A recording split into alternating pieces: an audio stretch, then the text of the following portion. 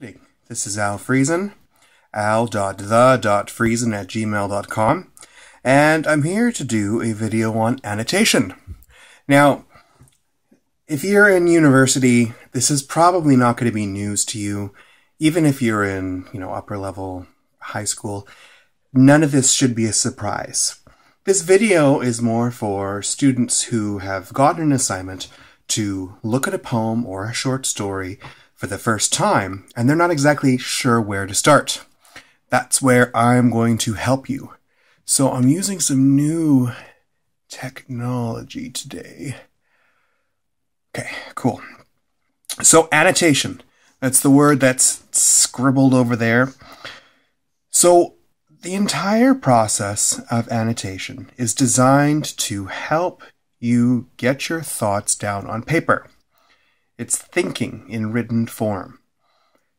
The advantage of annotation is that once you've gone through a poem or short story or whatever that you've got, once you've gone through it and you've annotated it, you'd be able to pick up that same piece of paper a week, 2 weeks, 5 weeks, a month, 2 months, 5 years down the road, and be able to pick up where you left off. I do this in my own teaching practice. Whenever I teach a poem, I annotate it, and then I scan the annotated copy, keep it on my computer, so that when I teach it next, I don't have to scratch my head and go, oh, I don't know exactly where I left off. So this process is really not that complicated. But like I said, for those people who are just starting out, it might seem a little daunting. What you want to do is you want to answer a few basic questions and one big one, which is, what do you notice? And in order to do that, you're going to highlight, circle, you're going to ask questions, and you're going to point out things you know or stuff you notice. This might involve arrows, it might involve including some stars, pretty much anything that you need in order to take a look at this in the future and be able to understand what in the world it was you were thinking about. Now, before I start, I should point out that this isn't just a once-over activity. You don't just read the poem once, annotate it, and call it done. You do it again and again until you think that you've got a handle and an understanding on whatever the text is about. So don't just think that you'll whip through it, have it done in 15 minutes flat. In order to really understand it, it's going to take some thought on your part. So I've got this poem here, Strix by Edmund Cusick.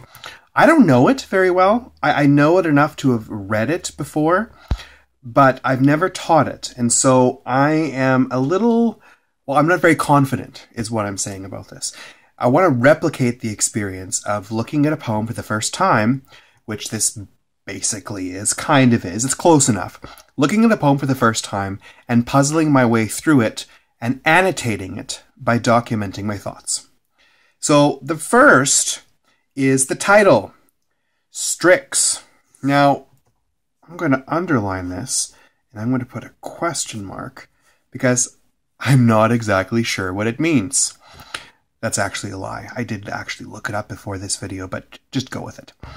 So, what does that mean? Question mark. You could go to a dictionary right away to look it up. In fact, because this is the title of the poem, I would suggest, if it's an unfamiliar title right off the bat, then look it up. And a Strix is, after I've looked it up, a type of owl. And that will make a lot of sense as we go through the poem. So let me start by reading. Home again and sleepless, a cry outside comes like a memory.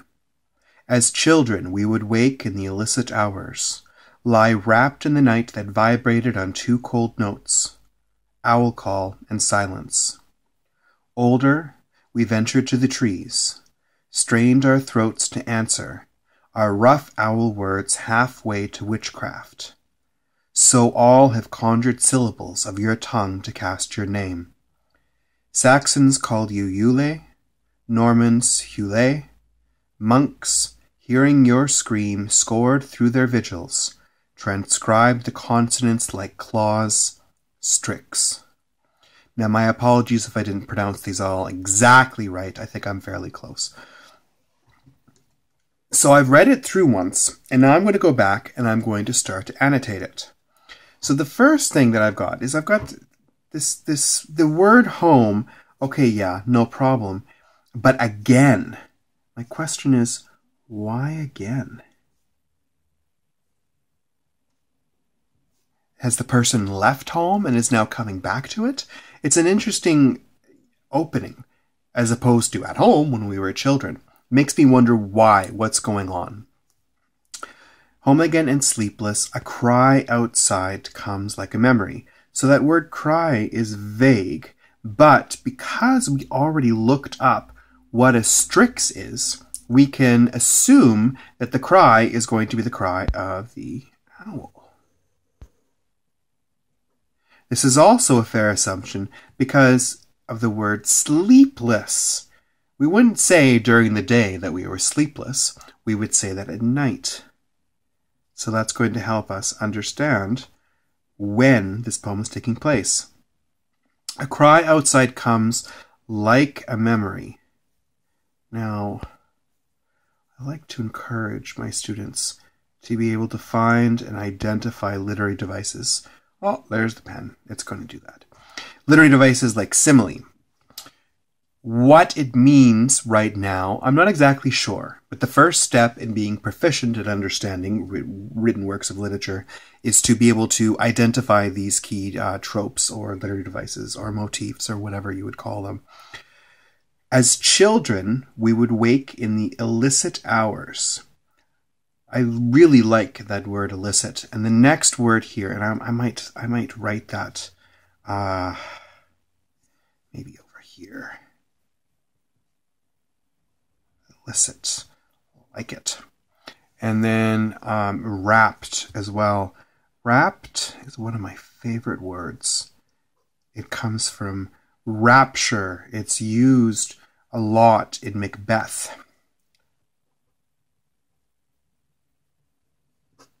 So I see that word and it immediately makes me think of that great Shakespearean play.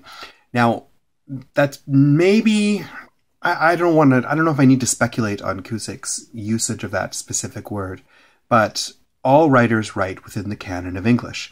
And so to be able to see that word there, and for that to be such an important concept in a great Shakespearean play, it makes me wonder if there's some sort of connection, especially since we're talking about sleeplessness, especially since we're talking about night.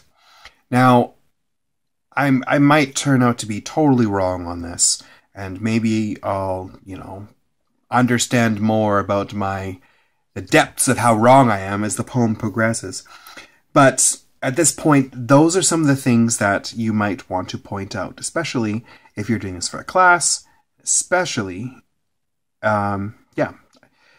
bringing that up in a class, if you were in middle school, would be nothing short of amazing. But I mean, for those of you who are in high school, university, I mean, you should be trying to make these kinds of literary connections as you read. And I'm not just going to keep on reading at the word wrapped. I'm going to go back and I'm going to start from the very beginning of the sentence here. As children, we would wake in the illicit hours, lie wrapped in the night that vibrated on two cold notes, owl call and silence. It's a beautiful image.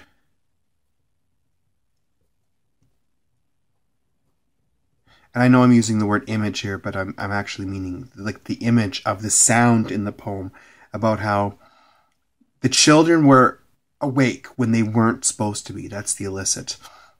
They were lying and paying attention to the night and to the notes in this night. These two cold notes, which is going to, tell us a little bit about setting as well. Owl call and silence. It's interesting to me that the poet would use silence as a note. Can you hear silence?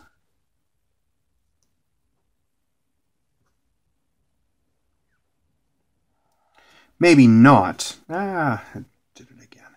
Maybe not, but it's interesting how the silence is being called out or being pointed out as something that's audible.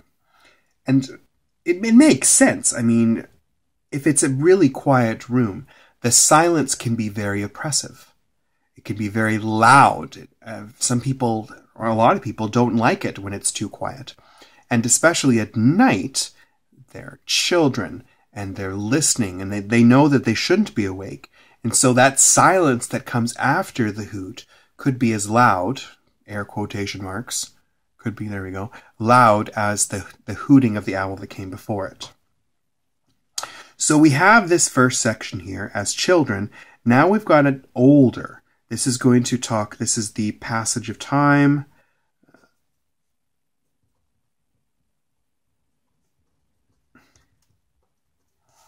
Maybe draw a little arrow there. And I'm going to put a little line here that indicates that for me to be looking at this next time, I'd be like, oh, well, something is different here. Older, we ventured to the trees, strained our throats to answer, our rough owl words halfway to witchcraft. So when they were children, they were laying awake listening. Older, they went outside. And at this point, at the bottom of the page, I might start to talk about the different sections that I've got. So the first section is children listening to owls. Nights. 2, we have older children going outside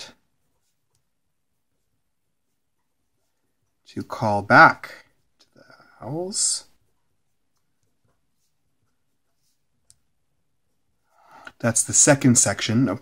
Now, I'm calling it the second section, but that doesn't mean that there couldn't be different divisions in this poem. This is just how I'm choosing to divide it right now, looking at this poem at first blush. We ventured to the trees. So the word ventured, I would say, is related to illicit, because there's this element of risk. You see how messy my page is getting? It's awesome. Strained our throats to answer, as in they're hooting back to the owls, and they're doing it in such a way that they're being so loud that it's actually hurting our throats. So this has to do with sound as well. So strained our throats. That is going to be similar to the notes that we heard before. And then halfway to witchcraft. Now the reason I said it like that instead of halfway to witchcraft is I want to emphasize that halfway witchcraft. This phrase here, it seems very nicely balanced. It's very nice to say halfway to witchcraft. Say it out loud. I bet you already have, because you're like, what is this weird guy talking about? And witchcraft being a very powerful word, talking about magic, it might help you to know that this poem is from a collection called Ice Maidens. There's a lot of poems in this collection that deal with magic.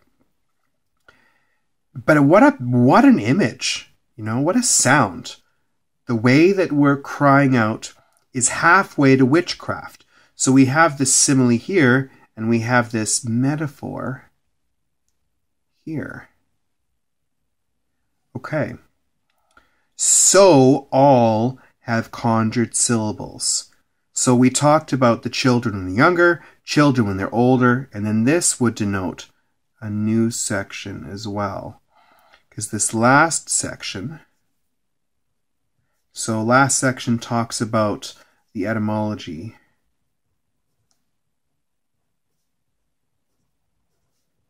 of owl in different languages.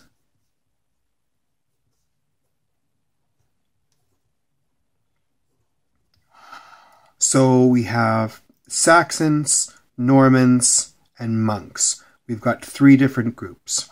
But before we do that, we've got conjured syllables. So conjured and witchcraft, those words are related thematically. Conjured syllables of your tongue. The fact that we're talking about just the tongue and not the entire creature, this is a literary device called Synecdoche.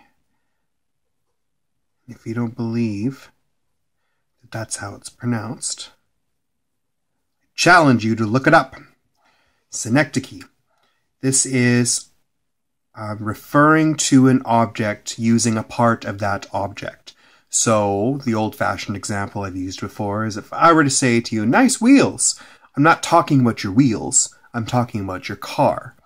Or, from a more rural perspective, if I were to say that I had 10 head of cattle, I don't just mean I've got 10 cow heads. I mean I've got 10 cows. But I'm referring to the head, which represents the entire cow. And the tongue is the part of the body that utters sound. And because this poem is so much about sound, it makes sense that Cusick would use tongue to represent the owl. Oh, and we've got cast your name as well. Oh, I did not smear it. Excellent. So we've got cast, conjured, and witchcraft. So we would call this chains of significance. There's a chains of something. Connected words, essentially. And this is by, oh dear Lord, Helen Vendler. She goes through a really good process of interpreting poetry in poems, poets, poetry. Chains of significant relation?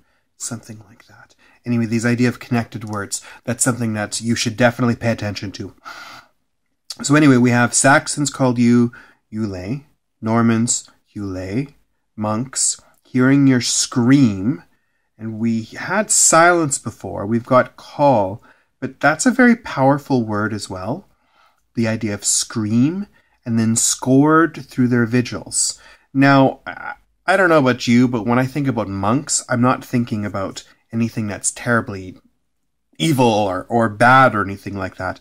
But this word vigil also has this supernatural sort of connotation to it.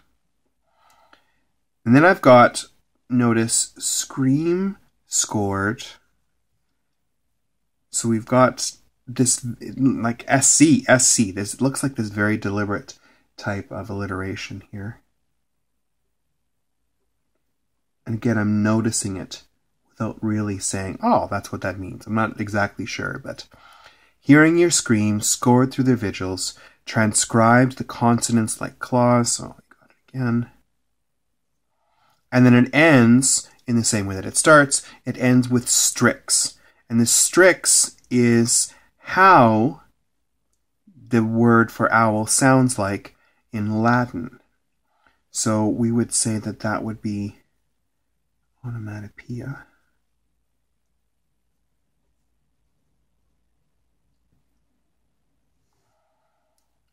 And so you've started off by having children listening to the mysterious call of these owls.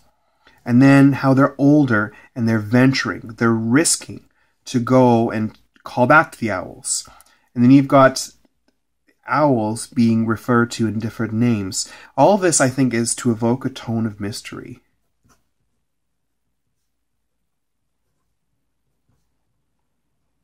And that wasn't even counting the magic, right? Witchcraft, conjured, cast, vigils.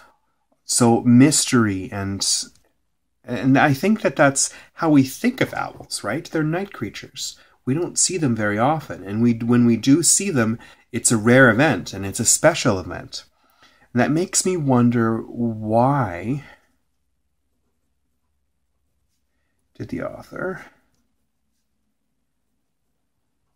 choose to write about owls?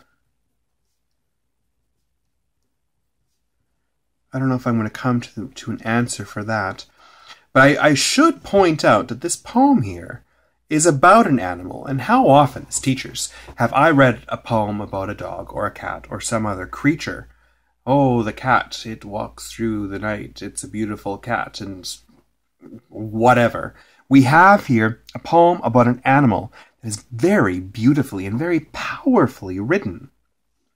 So this is maybe a good example for us of a poem about an animal that is more than what we might typically expect from a junior high or a middle school student. So I've gone through this a couple of times. I read it through once, and then I read it through again, and I identified 3 different sections, and then I looked at the different sections. I thought about the tone and asked some questions. I haven't come to any conclusive answer, but that's okay. Annotation isn't necessarily about coming to the answer. It's about showing your thinking on paper. Think. Likely in preparation for you to talk about it in a class, as a small group with a teacher or whatnot, or for you to take a look at for a second time. Maybe it's in preparation for an essay. You know, who knows? But the point is that right now, this piece of paper that I've got in front of me and is on your screen shows thought. And it's something that you can draw upon when you are going to be thinking about this poem next in whatever medium, whatever that thinking looks like. You've got the thought on paper here. So, this video, I hope, helped you understand what annotation is. And notice that this is different than interpreting a poem. That's not what the point of this video was. The point was to show you what annotation looks like, what you can do to bring to class, and to show whoever is responsible for helping you to understand whatever text it is, your teacher or whatnot, to show this person in authority that you have put a significant amount of thought into what you were supposed to do in preparation for talking about this with a class. And that's it. I'm going to leave it here. So, thank you very much. I hope this helped, and have a wonderful night.